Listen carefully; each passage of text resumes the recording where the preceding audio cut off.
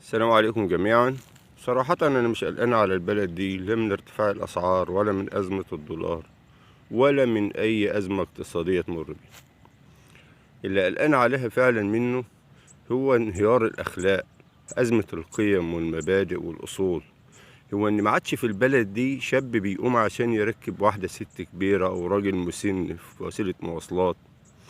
هو إنك بتلاقي الراجل الكبير التعبان المريض بيجر رجليه الصبح وقايم يروح يشتغل، والشاب واقف بيشحت وبيتسول في الموقف. انك تلاقي الاب طفحان وكادح وتعبان وشقيان، والابن في ريعان شبابه واقف قدام المراية بيظبط في شعره وبيشيل الحبوب والنمش من وشه.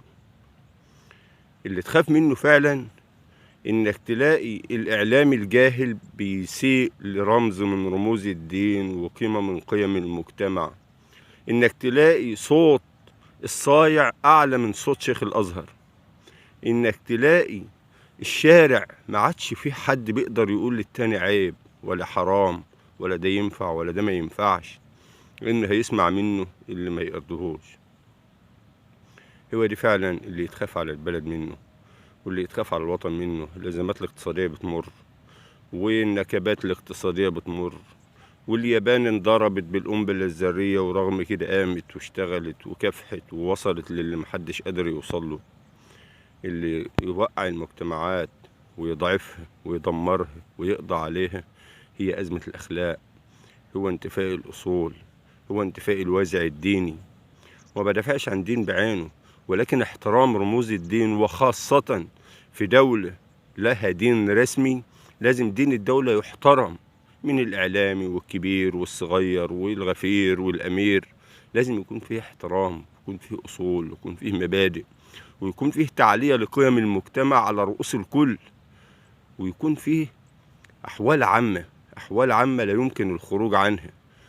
كل واحد يعمل مباداله ويقول مباداله ويخربط على كيفه ويدوس على كيفه في قيم المجتمع ومبادئه. لما بقينا مجتمع بزراميط اخوانا، الوضع ده هيوصلنا لحالة من الفوضى لا يحمد عقباها ولا يعلم خطورتها على هذا المجتمع الا الله سبحانه وتعالى. لازم نرجع خطوة لورا ونبص احنا خسرنا ايه وندور عليه ونلمه تاني قبل ما الدنيا تضيع من ايدينا.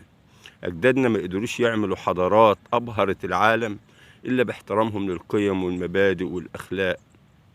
انت اول ما كنت بتتكلم عن الشعب المصري كنت بتقول ده شعب متدين بطبعه. النهارده تقدر تبص في الشارع وتقول ان ده شعب متدين بطبعه او بدون طبعه؟ يا اخوانا لا، لازم وقفه، لازم وقفه قويه. والسلام عليكم ورحمه الله وبركاته.